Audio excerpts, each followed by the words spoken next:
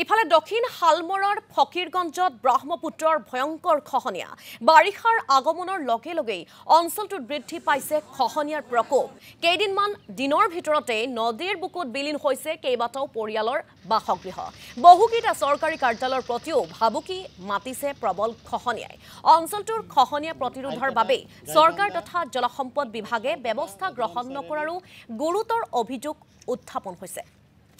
আৰু এই সন্দৰ্ভত হবিবুল ইছলামে আগবঢ়াব এক প্ৰতিবেদন বৰ্তমান মই উপস্থিত আছো দক্ষিণ হালমাৰাৰ ফকীৰগঞ্জ অঞ্চলত আৰু ইয়াত দেখা গৈছে ব্ৰহ্মপুত্ৰ নদীৰ পানী বৃদ্ধি হোৱাৰ লগে লগে পুনৰ আৰম্ভ হৈছে ব্ৰহ্মপুত্ৰ নদীৰ প্ৰবল গৰাখহনীয়া আমি ইয়াৰ দৃশ্য দেখুৱাবলৈ যত্ন কৰিম যেহেতু দেখা গৈছে এই অঞ্চলটোত যোৱা কেইবছৰ ধৰি অব্যাহত আছে ব্ৰহ্মপুত্ৰ নদীৰ তীব্ৰ গৰাখহনীয়া যোৱা বছৰ ইতিমধ্যে দেখা গৈছে এই অঞ্চলটোৰ পৰা কেইবাখনো গাঁও ব্ৰহ্মপুত্ৰ নদীৰ বুকুত বিলীন হৈ গৈছে এই অঞ্চলৰ ৰাইজৰ দাবীৰ প্ৰতি সঁহাৰি জনাই জলসম্পদ বিভাগৰ ফালৰ পৰা কিন্তু দেখা গৈছিল জিঅ' বেগৰ যি প্ৰটেকশ্যনৰ কাম দিছিল সেইখিনিও কিন্তু ইতিমধ্যে দেখা গৈছে ব্ৰহ্মপুত্ৰ নদীৰ বুকুত বিলীন হৈ গৈছে আৰু আমি ইয়াৰ দৃশ্য দেখুৱাবলৈ যত্ন কৰিম ইতিমধ্যে দেখা গৈছে এনেদৰে জহি হৈ যাবলৈ আৰম্ভ কৰিছে এনেদৰে বহু অংশ কিন্তু ব্ৰহ্মপুত্ৰ নদীৰ বুকুত বিলীন হৈ গৈছে যাৰ বাবে এই অঞ্চলটো পুনৰ ভাবুকিত পৰিছে ফকীৰগঞ্জ আৰক্ষী চকীয়ে হওক বা হামিদাবাদ উচ্চতৰ মাধ্যমিক বিদ্যালয়ে হওক এই বিদ্যালয়সমূহ যে এক ভাবুকিত পৰিছে সেয়া কিন্তু এক প্ৰকাৰ নিশ্চিত হৈ পৰিছে আৰু সৈতে ইয়াৰ স্থানীয় ৰাইজ আছে আমি কথা পাতিবলৈ যত্ন কৰিম কি ক'ব যেহেতু দেখা গৈছে কেইবছৰ ধৰি অঞ্চলটোত গৰাখহনীয়া অব্যাহত আছে পুনৰ আৰম্ভ হৈছে গৰাখহনীয়া কি ক'ব হয় চাওক আপোনালোকেও জানে যে আমাৰ ব্ৰহ্মপুত্ৰত গৰাখহনীয়া আমাৰ কাৰণে আজিৰ তাৰিখত কিমান অভিশপ্ত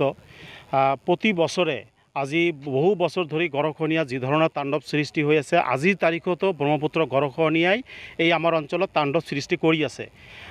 কিছুদিন বন্ধ আছিল এতিয়া ব্ৰহ্মপুত্ৰ নদীৰ জলপৃষ্ঠ বৃদ্ধি হোৱাৰ লগে লগেই আকৌ পুনৰ ব্ৰহ্মপুত্ৰ গৰাখহনীয়াই ভঙাৰ এটা আকৌ কালৰূপ ধাৰণ কৰিছে আপোনালোকে জানে যে যোৱাবেলি অসম চৰকাৰৰ জলসম্পদ বিভাগে প্ৰায় 200 মিটাৰতকৈ অধিক ইয়াত জিঅ' বেগৰ কাম কৰিছিল যি জিঅ' বেগৰ কাম সম্পূৰ্ণৰূপে বিফল হ'ল 0 পইণ্টৰ পৰা এইখিনিলৈকে আজি পাইছে ইয়াত সম্পূৰ্ণৰূপে ব্ৰহ্মপুত্ৰ নদীত বিলীন হৈ গৈছে আপোনালোকে জানে যে যোৱাবেলি বৃহৎ ডাকুৰভিটা গাঁও এখন ব্ৰহ্মপুত্ৰ নদীত বিলীন হৈ গ'ল কোচবাৰী অঞ্চল বাছমুৰা অঞ্চল আৰু শেহতীয়াকৈ ধৰিছে আমাৰ বৰৈবাৰী অঞ্চল এইখিনি অঞ্চল ব্ৰহ্মপুত্ৰ নদী ইতিমধ্যে বিলীন কৰি পেলালে এতিয়া আমাৰ ফকীৰগঞ্জ বজাৰ লগতে ইয়াৰ বজাৰৰ আগতে যি আমাৰ ঐতিহাসিক হামিদাবাদ উচ্চতৰ মাধ্যমিক বিদ্যালয় আছে এই বিদ্যালয়খন আমাৰ কাৰণে এটা সিকিউৰিটি এই বিদ্যালয়খন ৰক্ষাৰ কাৰণে হয়তো জিলা প্ৰশাসনৰ তৰফৰ পৰা যোৱাবেলি এটা পদক্ষেপ লৈছিল কিন্তু এইবেলি আমি দেখিছোঁ আমাৰ হামিদাবাদ উচ্চতৰ মাধ্যমিক বিদ্যালয়ৰ মাননীয় অধ্যক্ষ মহোদয়ে এটা নোটিছ জাৰি কৰিছে যে অতি সোনকালে এটা ৰাইজৰ লগত আলোচনা কৰি হামিদাবাদ বেলেগ ঠাইলৈ স্থানান্তৰিত কৰিব পৰা যায় নেকি তাৰ কাৰণে তেখেতে এটা মিটিং আহ্বান কৰিছে তাৰমানে মই এইখিনি কথা ক'ব বিচাৰিছোঁ যে আমাৰ ব্ৰহ্মপুত্ৰ গৰাখহনীয়াৰ কবলত যে হামিদাবাদ উচ্চতৰ মাধ্যমিক বিদ্যালয় অচিৰে যে তেওঁলোকে স্থানান্তৰিত কৰিব এই কথা নিশ্চিত তাৰমানে ইয়াত কোনো প্ৰটেকশ্যনৰ ব্যৱস্থা নাই পাৰ্মানেণ্ট প্ৰটেকশ্যনৰ কোনো ব্যৱস্থা নাই যাৰ কাৰণে হয়তো বিদ্যালয় কৰ্তৃপক্ষই বিদ্যালয়খন বেলেগ ঠাইলৈ লৈ যোৱাৰ স্থানান্তৰিত কৰাৰ তেওঁলোকে সিদ্ধান্ত গ্ৰহণ কৰিবলৈ ওলাইছে সামগ্ৰিক দেখুৱাৰ বাবে ধন্যবাদ জনাইছোঁ